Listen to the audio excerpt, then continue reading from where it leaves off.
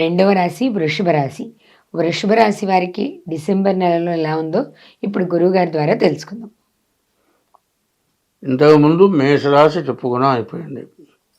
ఇప్పుడు చెప్పే రాశి రెండవ రాశి వృషభ రాశి.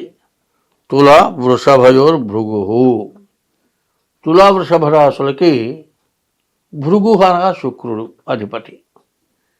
అంటే ప్రతి రాశి కూడా చాలా విశేషమైన రాశులు కొన్ని ఉన్నాయి. అది పూర్వజన్మ సుకృతం ఉంటేనే ఆ రాశుల్లో జన్మిస్తారు. వృషభం అంటే ఎద్దు.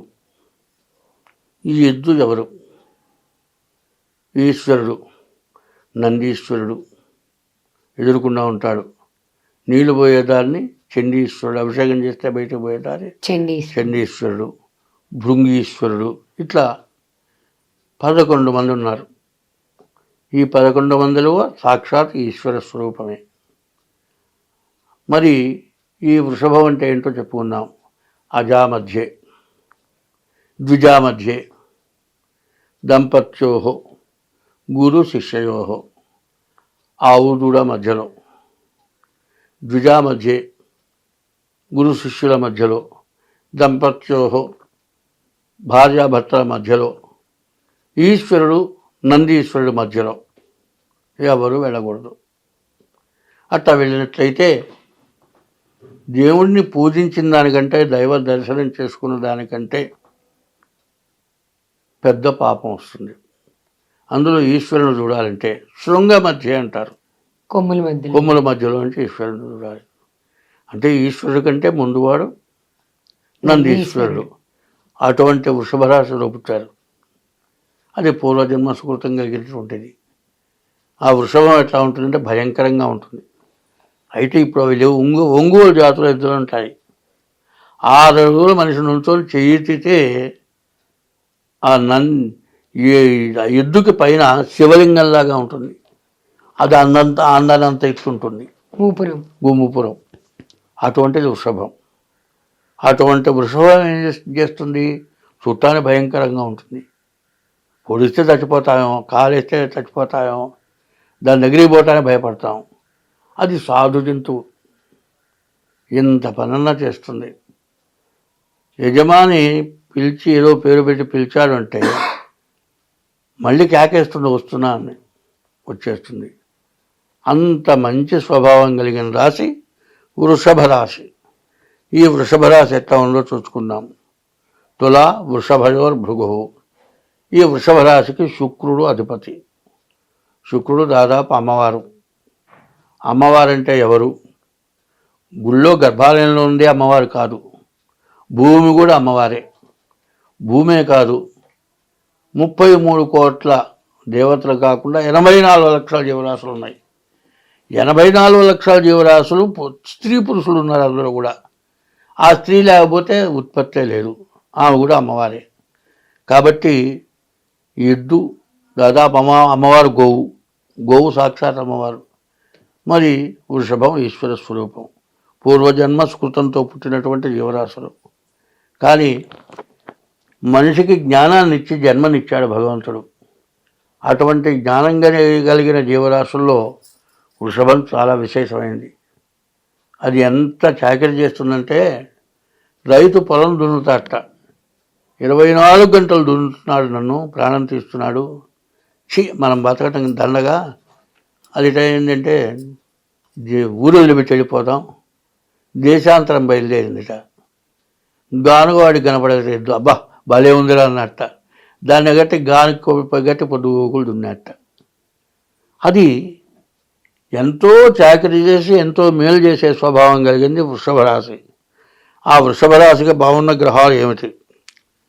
మరి కుజుడు, బుధుడు, శుక్రుడు, రాహువు 4 గ్రహాలు బాగున్నాయి. 4 గ్రహాలు బాగాలేవు. రాహువు ఏకాదశిలో ఉన్నాడు. ఆ రాహు ఏకాదశిలో ఉంటే వీళ్ళు ఇంతకుముందు ఎవరికైనా డబ్బులు ఇచ్చి ఇక రావు అనుకొని వదిలేసుకొని రాని దాని కింద లెక్క కట్టుకున్న డబ్బులు మళ్ళీ వడ్డీతో సహా వచ్చేస్తాయి. అంత రాహు ఉపయోగపడతాడు. తర్వాత శుక్రుడు 9 లక్ష్మీ స్థానంలో ఉన్నాడు. వివాహం కాని వాళ్ళకి వివాహం ఖచ్చితంగా అవుతుంది. కానీ వివాహమయ్యే భార్యాభర్తలకి అనుకూలత లేక ఏదో పేరుకు మొగుడు పెళ్ళాం కానీ ఈ మొహం ఆయన చూడ్డు, ఆయన మొహం ఏమో చూడదు, పిల్లలు ఉండరు. కానీ వాళ్ళు ఆ టైంలో ఆ లక్ష్మీ స్థానంలో శుక్రుడు ఉండటం చేత వాళ్ళకి అన్యోన్యత కలిగి సంతానం కూడా కలుగుతారు శుక్రుడు వల్ల. జీవితంలో వివాహం కాని వాళ్ళకి వివాహం అవటానికి అవకాశం ఉంది. తర్వాత కుజుడు బాగుండటం చేత ఇల్లు, పొలము, అపార్ట్మెంట్ ఏదో కొనుక్కోవాలని ఎన్ని సంవత్సరాలు డబ్బులు దాచిపెట్టుకొని కూడా కొనుక్కోలేక డబ్బులు దండగైపోయి ఇబ్బంది పడ్డవాళ్ళు కూడా ఈ రోజున ఇల్లు కొనుక్కుంటానికి అవకాశం ఉంది. ఇది గోచారమే, 25% జరిగేది. ఇది మొత్తం అనుకోవద్దు, మీరు చెప్పింది జరగలేదనుకోవద్దు. జాతకంలో డేట్ ఆఫ్ బర్త్ ద్వారా జాతకం కూడా చూసుకోవాలి. రెండు కలిస్తేనే పూర్తిగా పని అవుతుంది అని చెబుతూ ఉన్నాను. శుక్రుడు అట్లా ఉన్నాడు. కుజుడు వల్ల ఇల్లు కొనుక్కుంటానికి, శుక్రుడు వల్ల వివాహం కావటానికి, రాని డబ్బులు రావటానికి, తన వృత్తిలో వచ్చేటువంటి ఆదాయంలో ఎటువంటి దండగ లేకుండా అవసరమైంది కొనేది కూడా ఎట్లా ఉంటుంది, బంగారమో, ఇల్లు, డబ్బు కొంటే అది పెరిగేదే, శాశ్వతంగా ఉండేదే, జీవితంలో అవసరమయ్యేదే వస్తుంది. అది బాగుంటాయిన టైంలో సోఫాలో, చెప్పులో, బూట్లో, గుడ్డలో, షాపుల నుంచి బయట రాగానే 10% కొనరు, అటువంటివి కొంటారు.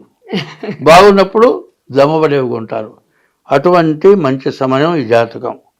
అయితే దీనికి వచ్చేప్పటికల్లా గురువు బాగాలేడు, తర్వాత శని బాగాలేడు, తర్వాత రవి బాగాలేడు.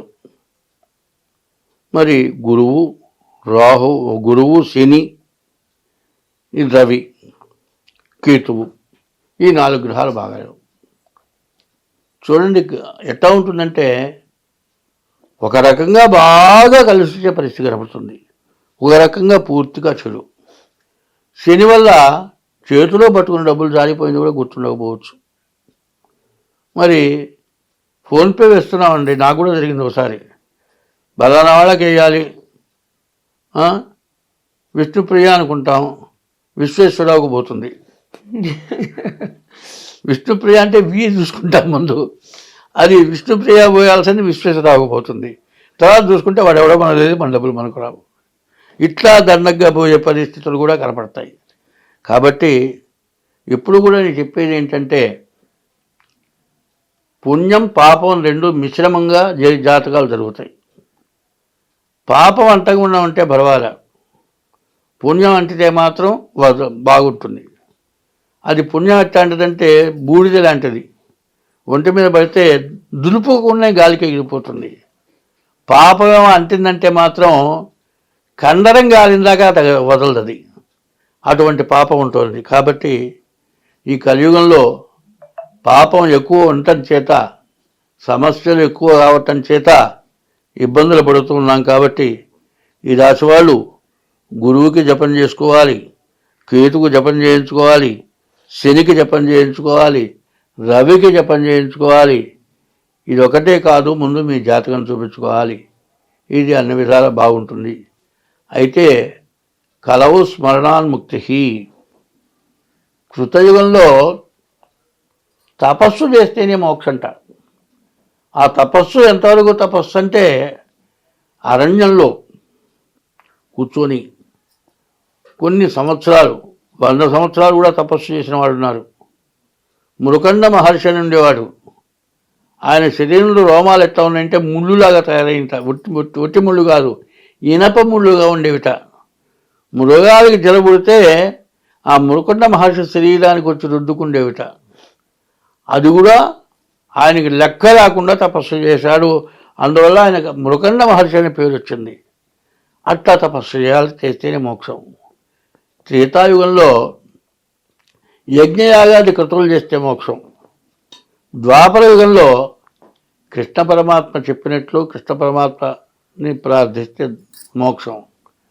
కలియుగంలో కలవు స్మరణాన్ముక్తి. కలియుగంలో భగవంతుడిని స్మరిస్తే మోక్షం.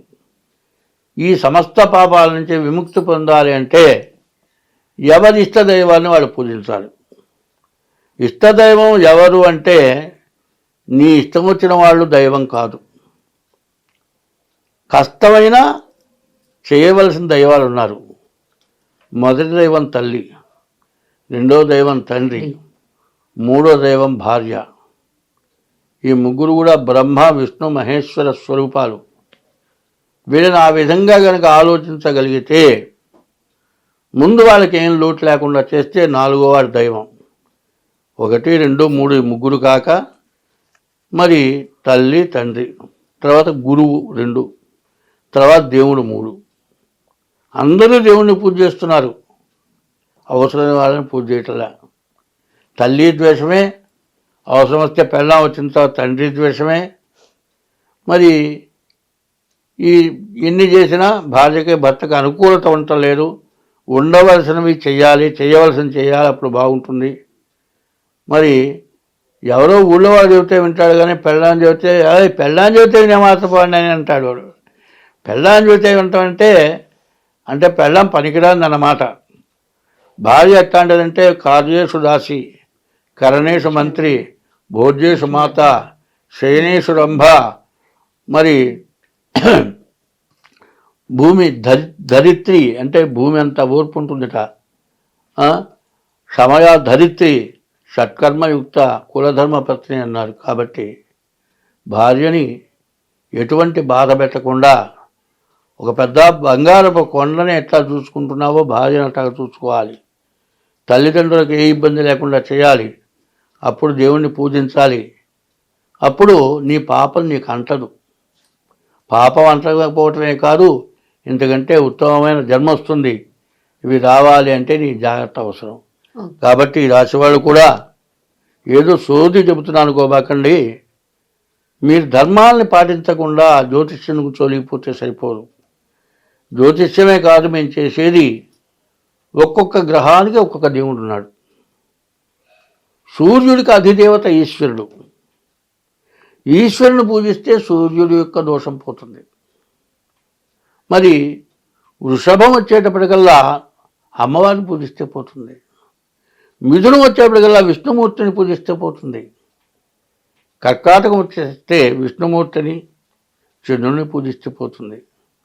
కాబట్టి ఒక్కొక్క గ్రహానికి ఒక్కొక్క దేవుడు ఉన్నాడు. మరి మేషానికి వచ్చేప్పటికల్లా సుబ్రహ్మణ్య స్వామిని పూజిస్తే పోతుంది. కాబట్టి ఒక్కొక్క దానికి ఒక్కొక్క పరిహారం ఉంది.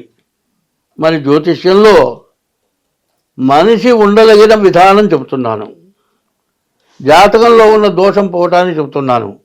ఇది తర్వాత దేవుని పూజించడం చెబుతూ ఉన్నాను. ఒక ఆమె 100 నోములు నోచింది, ఒక్క రంకు చేసిన మొత్తం పోయింది 100 నోములు.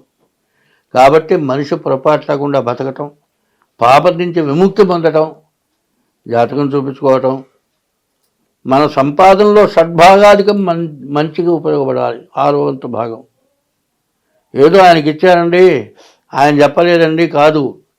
నీవు చేయాల్సిన పని నువ్వు చెయ్యి, భగవంతుడు చూస్తాడు. స్వస్తి.